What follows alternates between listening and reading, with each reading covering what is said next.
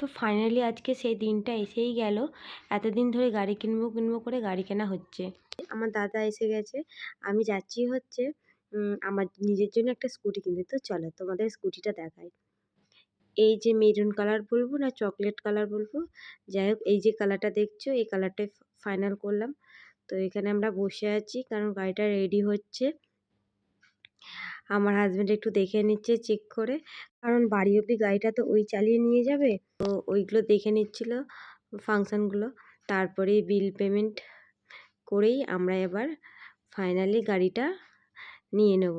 তো এই যে আমাদের কংগ্রাচুলেশান ট্যাগ দিয়ে দিয়েছে, তারপরেই আমাদের ইচ্ছা হয়েছে আমাদের গাড়ির সামনে একটি নাম লেখাবো।